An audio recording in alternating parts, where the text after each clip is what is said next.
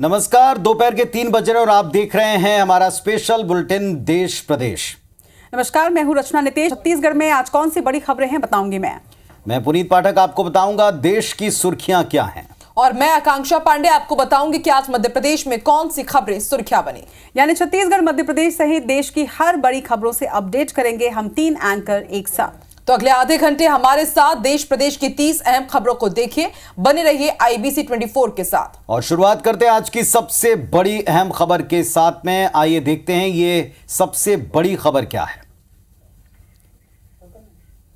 तो छत्तीसगढ़ के मुख्यमंत्री विष्णुदेव साय रायपुर में कलेक्टर कॉन्फ्रेंस ले रहे हैं। आपको बता दें कि स्कूली छात्रों से दुर्व्यवहार की घटना पर मुख्यमंत्री ने नाराजगी जताई। उन्होंने कहा कि अधिकारियों को भाषा में संयम को लेकर हिदायत दी। इसके साथ ही उन्होंने दोबारा इस तरह की गलती नहीं करने की बात भी कही है। कहा है कि ऐसी गलती हुई तो कार्रवाई की जाएगी। स्कूल शिक्षा विभाग की समीक्षा बैठक के दौरान साइकिल वितरण में देरी पर भी सीएम ने नाराजगी जताई है। उन्होंने सवाल भी किया कि सुकमा और बलरामपुर में अब तक साइकिल का वितरण आखिर क्यों नहीं हुआ। सत्र शुरू होने के बाद साइकिल वितरण करवाने की बात उन्होंने कही। वहीं सीएम विष्णुदेव साय ने आदिम जाति विकास विभाग की भी समीक्षा बैठक की है। उनका कहना है कि हितग्राहियों को प्रधानमंत्री जनमन योजना का 100% लाभ दिलवाएं। वन अधिकार पट्टा के कार्यक्रम में कबीरधाम जिले में सुधार की आवश्यकता उन्होंने बताई। वहीं आश्रम और छात्रावास की व्यवस्था को भी दुरुस्त करने के निर्देश दिए। और अब रुक करते हैं मध्य प्रदेश की खबरों का। मुख्यमंत्री डॉक्टर मोहन यादव ने प्रदेश में हुई बाढ़ और बारिश की स्थिति को देखते हुए हालात सामान्य होने तक अधिकारी कर्मचारियों को छुट्टी पर रोक लगा दी है और मुख्यमंत्री निवास में बाढ़ के हालातों को लेकर समीक्षा बैठक की। बैठक में मुख्यमंत्री ने बाढ़ में फंसे लोगों को हेलीकॉप्टर के जरिए जल्द से जल्द रेस्क्यू के निर्देश दिए हैं। साथ ही मुख्यमंत्री ने कहा कि बारिश से हुई जनहानि और पशु हानि के लिए राहत उपलब्ध कराई जाएगी। मुख्यमंत्री ने सभी कलेक्टर को जनहानि की स्थिति में 4-4 लाख रुपए की सहायता उपलब्ध कराने के निर्देश दिए।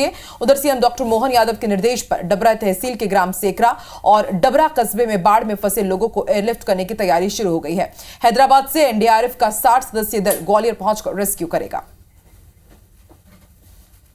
कई क्षेत्रों में लगातार बारिश हो रही है और बारिश की अधिकता के कारण से आज जिला प्रशासन के अलग अलग अधिकारियों के साथ और जिला कलेक्टर एसपी के साथ मैंने यहाँ मीटिंग भी की है। उनको निर्देश जारी किए कि किसी भी हालत में इस बारिश की स्थिति में भी हमारा जनजीवन सामान्य रहना चाहिए। बाढ़ में कोई फंसा हो, कोई कारण से पुराना मकान में कोई घटना न घटे, इसकी पूरी सावधानी रखें।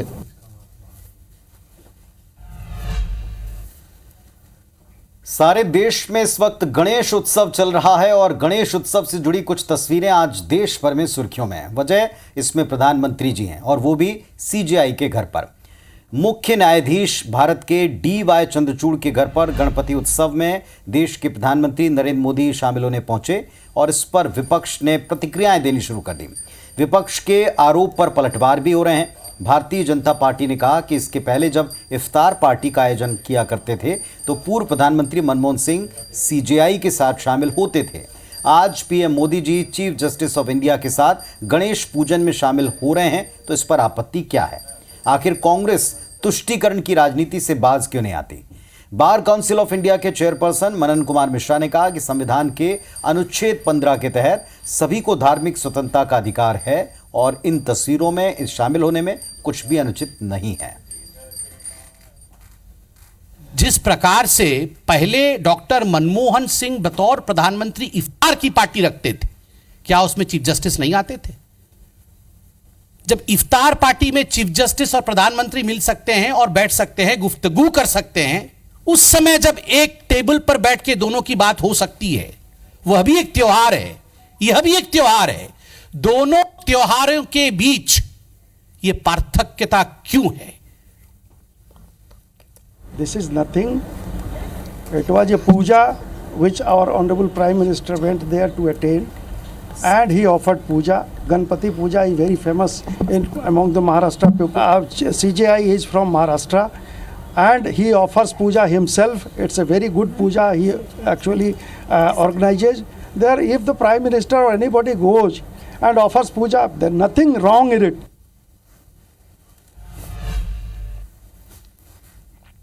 खबर छत्तीसगढ़ से, जहां पर सब इंस्पेक्टर भर्ती परीक्षा 2018 के नतीजे जारी करने की मांग को लेकर अब अभ्यर्थी आमरण अनशन पर बैठने के साथ साथ अलग अलग तरीकों से प्रोटेस्ट कर रहे हैं। गुरुवार सुबह बड़ी संख्या में अभ्यर्थी तेलीबांधा तालाब पहुंचे। यहां पर सामूहिक मुंडन करवाया गया। इस दौरान 20 से ज्यादा युवक मुंडन करवा चुके थे। वहीं लड़कियां भी अपने बाल कटवाना शुरू कर चुकी थी। बड़ी संख्या में पुलिस बल भी यहां पर पहुंचे और अभ्यर्थियों को यहां से हटाया गया। प्रदर्शनकारी अभ्यर्थी रिजल्ट जारी करने का नारा लिखी टी-शर्ट पहने इस दौरान नजर आए। वहीं पुलिस ने युवकों की टी-शर्ट भी उतरवाई और उन्हें तेलीबांधा इलाके से हटाया है।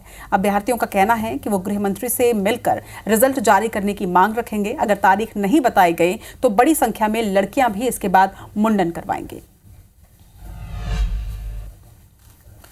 इधर इंदौर के पास महू के जामगेट पर्यटन स्थल पर महिला से गैंगरेप की बड़ी वारदात सामने आई है। जानकारी के मुताबिक 2 आर्मी ट्रेनी ऑफिसर अपनी महिला मित्रों के साथ पर्यटन स्थल पर गए थे।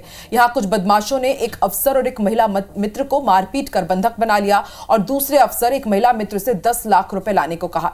इन दोनों ने वारदात की जानकारी अपने अधिकारियों और पुलिस को दी। पुलिस के मौके पर पहुंचने से पहले बदमाश महिला को जंगल में ले गए, उसके साथ गैंगरेप किया। वहीं पुलिस ने मौके पर पहुंचकर तफ्तीश शुरू की है। पुलिस ने 2 आरोपियों को गिरफ्तार किया है।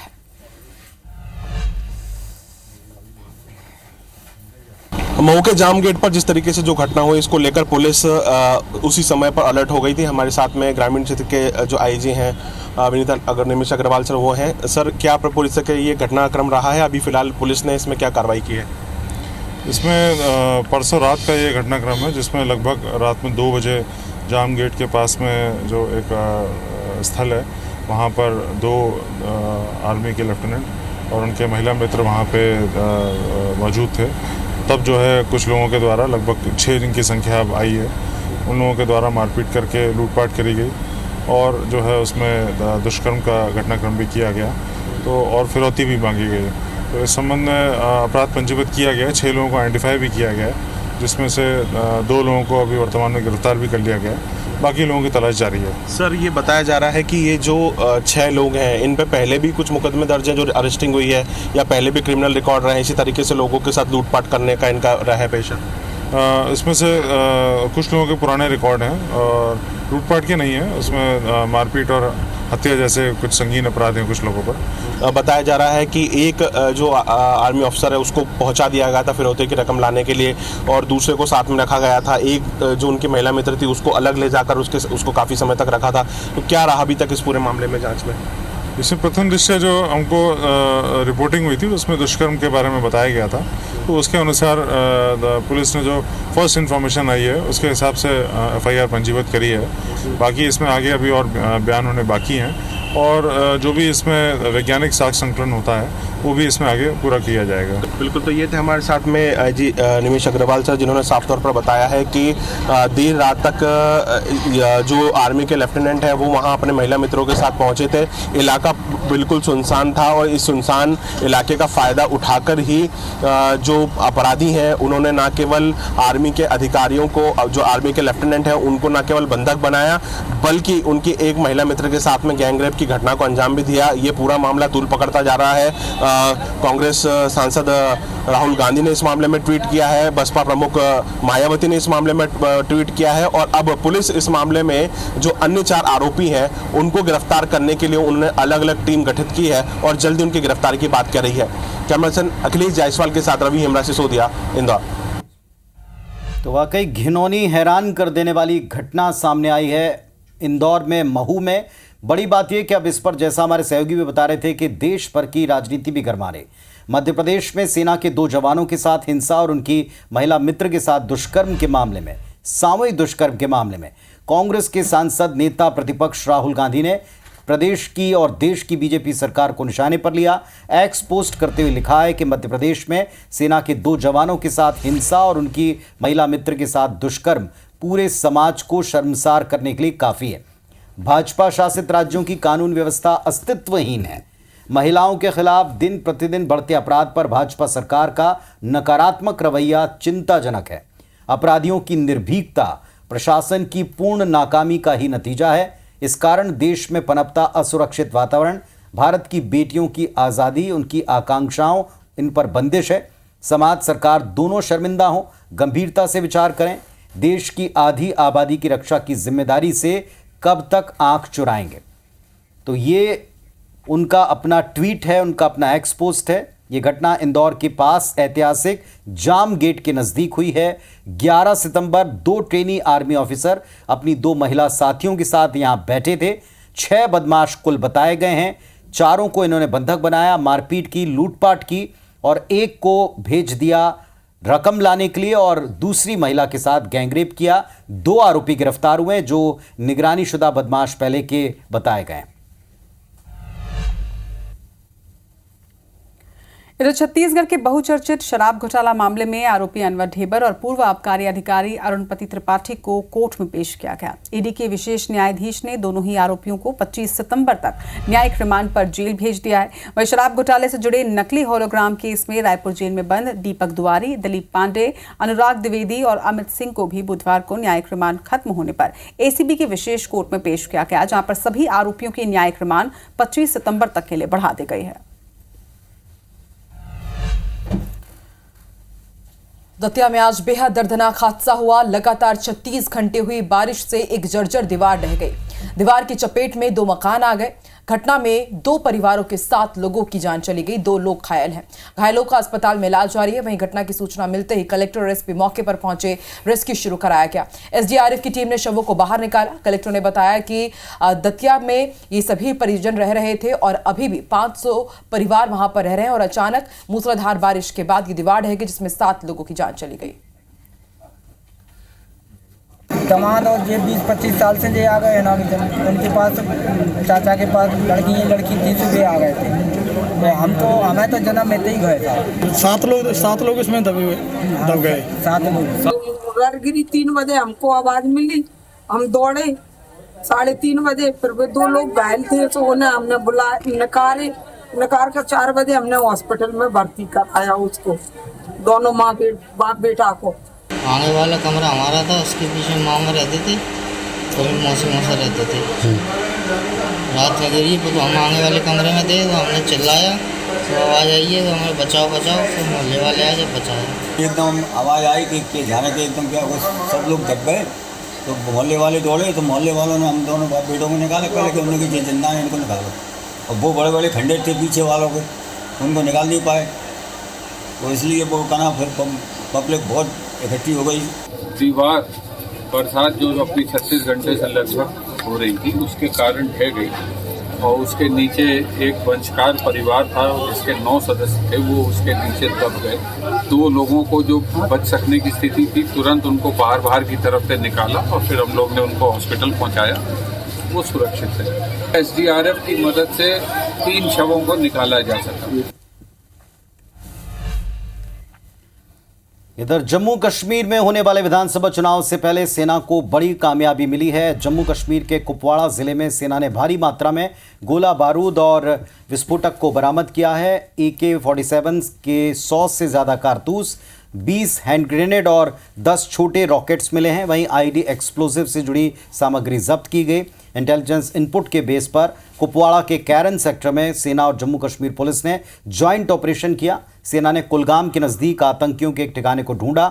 जम्मू कश्मीर की 90 विधानसभा सीटों पर 3 फेज में 18 सितंबर, 25 सितंबर और 1 अक्टूबर को वोट पड़ने वाले हैं। छत्तीसगढ़ के कांकेर में 2 महिला सहित 4 नक्सलियों ने आत्मसमर्पण किया। सरेंडर नक्सलियों पर 12 लाख रुपए का इनाम घोषित था। नक्सली सुरजन्ना और नरेश पर 5-5 लाख का इनाम, तो वहीं 2 नक्सलियों पर 1-1 लाख रुपए का इनाम था। DIG, SP और BSF DIG के सामने सभी नक्सलियों ने आत्मसमर्पण किया। सिंगरौली स्थित NCL कोयला खदान निगाही में बड़ा हादसा हुआ। कोयला से भरा हाईवा चढ़ने से गार्ड की मौत हो गई। NCL के कोयला लोडिंग वाहन की चपेट में गार्ड आ गया। शव को परियोजना प्रबंधन ने निजी अस्पताल में भेजा। मृतक के परिजन ने खदान के बाहर हंगामा किया। मुआवजा और नौकरी देने की मांग ये कर रहे हैं।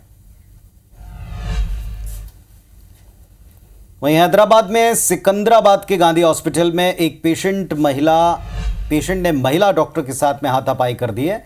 हाथ पकड़कर घसीटा, एप्रिन तक फाड़ दिया। इस घटना का CCTV फुटेज अब सामने आ चुका है। तस्वीरें आपके सामने। जूनियर डॉक्टर्स जैसे ही काउंटर पर खड़े होती हैं, मरीज पीछे से आता है और डॉक्टर का हाथ पकड़कर घसीटता है, फिर उनके एप्रिन को खींचता है। इस दौरान बीच बचाव करने आए एक अन्य पेशेंट को धक्का भी दिया। स्टाफ के आने पर महिला को बचाया गया। स्टाफ के कुछ लोगों ने पेशेंट को थप्पड़ मारे और तब जाकर उसने महिला डॉक्टर को छोड़ा। पुलिस ने आरोपी को हिरासत में ले लिया। इसके पीछे वजह क्या है, अब तक स्पष्ट नहीं हो पाया। सूरजपुर में नशे के खिलाफ पुलिस को बड़ी सफलता मिली है। नशीली दवाओं और इंजेक्शन के साथ एक युवक को गिरफ्तार किया गया। जब्त नशीली दवाओं की कीमत करीब 3 लाख रुपए बताई जा रही है। पुलिस ने आरोपी का वाहन भी जब्त किया है। फिलहाल कोतवाली पुलिस आगे की कार्रवाई कर रही है। मध्य प्रदेश में वक्फ संशोधन विधेयक पर सियासत देखने को मिल रही है। वक्फ संशोधन विधेयक पर कांग्रेस ने आपत्ति जताई है। कांग्रेस विधायक आरिफ मसूद का बयान सामने आया। वक्फ संशोधन विधेयक को रोकना है, वक्फ बोर्ड विधेयक को खारिज करने की राय दे, नहीं तो हम बहुत बड़ी परेशानी में आ जाएंगे। वहीं मामले पर भाजपा सांसद आलोक शर्मा का कहना है कि रिकॉर्ड व्यवस्थित करने के लिए कानून बनाया जा रहा है। समिति में राजनीतिक दलों के लोग शामिल हैं। ड्राफ्ट को अंतिम रूप दिया जा रहा है और समिति ने 13 सितंबर तक जनता से राय मांगी है। अब जरा आपको पूर्वोत्तर लिए चलते हैं। स्कूल कॉलेज स्टूडेंट के आक्रोश में झुलसे मणिपुर की राजधानी इम्फाल में अब सन्नाटा है। मंगलवार को हुए हिंसा के बाद इम्फाल ईस्ट और वेस्ट में कर्फ्यू है। मैतेई बहुल 5 जिलों में इंटरनेट बंद कर दिया है। सीआरपीएफ डीआईजी कहते हैं कि हालात तनावपूर्ण हैं लेकिन कंट्रोल में है। प्रदर्शनकारी ज्यादातर छात्र अपने घरों पर हैं। उधर राज्यपाल एल आचार्य बुधवार को असम चले गए। दरअसल उनके पास मणिपुर का अतिरिक्त प्रभार है। खबर छत्तीसगढ़ के रामानुजगंज से है, जहां करीब 20 घंटे के बाद भी ज्वेलरी शॉप में हुई डकैती के आरोपी को पकड़ा नहीं जा सका है। डकैतों ने बुधवार को दिन दहाड़े देसी कट्टे की नोक पर वारदात को अंजाम दिया था, जहां राजेश ज्वेलर्स में करीब 6 किलो सोना और 7 लाख कैश की डकैती को अंजाम दिया गया। यानी करीब 5 करोड़ रुपए की ये डकैती थी। इस वारदात में झारखंड के बुक्की सोनी गैंग के शामिल होने की आशंका जताई जा रही है। इधर इंदौर में शेयर मार्केट के नाम पर ठगी का मामला सामने आया है। ऐप डाउनलोड करवाकर 4 करोड़ 85 लाख रुपए ठग लिए गए और कई अकाउंट में ये रुपए जमा करवाए गए। 4 गुना मुनाफा देने का झांसा दिया गया। सोशल मीडिया पर लिंक से शेयर मार्केट की जानकारी दे गई थी। इंदौर क्राइम ब्रांच मामले की जांच कर रही है। इधर कर्नाटक के मांड्या में नागमंगला में बुधवार रात को गणपति विसर्जन जुलूस के ऊपर पथराव हो गया। मैसूर रोड पर दरगाह के सामने जब चल समारोह पहुंचा तो कुछ लोगों ने पत्थर चलाए। इसके बाद जुलूस में शामिल लोगों ने भी प्रदर्शन शुरू कर दिया। इलाके की कुछ दुकानों और खड़ी गाड़ियों में आग लगाई। भीड़ को तितर-बितर करने पुलिस को लाठीचार्ज करना पड़ा। प्रत्यक्षदर्शियों के मुताबिक जुलूस पर पत्थरों के अलावा तलवार, रॉड, बॉटल से जलती बॉटल तक से हमला किया। इस घटना में 15 पुलिसकर्मी भी घायल हो गए। अब तक 52 लोग इसमें हिरासत में लिए गए। छत्तीसगढ़ के मुख्यमंत्री विष्णुदेव साय के निर्देश पर स्वास्थ्य विभाग ने एक बड़ा फैसला लिया है। मेडिकल कॉलेजों के सीनियर रेसिडेंट प्राध्यापकों के वेतन में वृद्धि की गई है। अनुसूचित क्षेत्र में प्राध्यापक को 2.25 लाख वेतन दिया जाएगा। वहीं गैर अनुसूचित क्षेत्र में 1.90 लाख वेतन मिलेगा। अनुसूचित क्षेत्र में 46% वृद्धि तो वहीं गैर अनुसूचित क्षेत्र में 23% वेतन वृद्धि का ऐलान किया गया।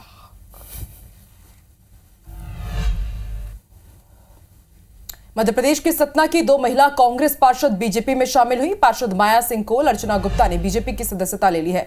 भोपाल प्रदेश कार्यालय में इन्होंने सदस्यता ली। वहीं कांग्रेस विधायक सिद्धार्थ कुशवाहा ने हॉर्स ट्रेडिंग का आरोप लगाया है। इस मुद्दे पर बीजेपी के प्रदेश अध्यक्ष वीडी शर्मा का कहना है कि बीजेपी की रीति नीति से प्रभावित होकर पार्षद बीजेपी में शामिल हुए। उन्होंने कहा कि सत्ता में जो लोग सियासी हलचल मचाने का प्रयास कर रहे थे उनको आज जवाब मिल गया है। इधर कोलकाता में 9 अगस्त को ट्रेनी डॉक्टर से रेप मर्डर के खिलाफ जूनियर डॉक्टर्स का प्रदर्शन 33वें दिन भी कंटिन्यू है, जारी है। डॉक्टर्स पिछले 3 दिन से स्वास्थ्य भवन के सामने प्रदर्शन कर रहे हैं। 5 मांगे हैं। इस पर बातचीत के लिए बंगाल सरकार के सामने 4 शर्तें हैं।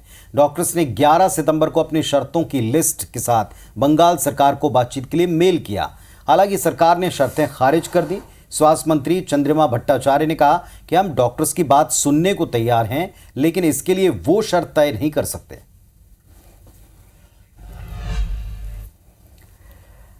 छत्तीसगढ़ में कानून व्यवस्था और बलौदाबाजार हिंसा को लेकर कांग्रेस का एक प्रतिनिधिमंडल आज राज्यपाल रमेन डेका से मुलाकात करने पहुंचा। राज्यपाल से मुलाकात के बाद कांग्रेस प्रदेश अध्यक्ष दीपक बैज का कहना था कि प्रदेश के ज्वलंत मुद्दों को लेकर चर्चाएं हुई हैं और ज्ञापन भी सौंपा गया है। उन्होंने ये आरोप भी लगाया कि बलौदाबाजार की घटना को लेकर बीजेपी की सरकार कांग्रेस कार्यकर्ताओं और नेताओं पर बदले की भावना से कार्रवाई कर रही है। वहीं सतनामी समाज के निर्दोष कार्यकर्ताओं को गिरफ्तार किया जा रहा है, दोषियों पर कार्रवाई नहीं किया जा रहा। वहीं पीसीसी चीफ का यह भी कहना है कि छत्तीसगढ़ में बढ़ते अपराध को सरकार रोकने में नाकाम रही है। महिला सुरक्षा को लेकर भी राज्यपाल से इस दौरान प्रतिनिधिमंडल ने चर्चा की।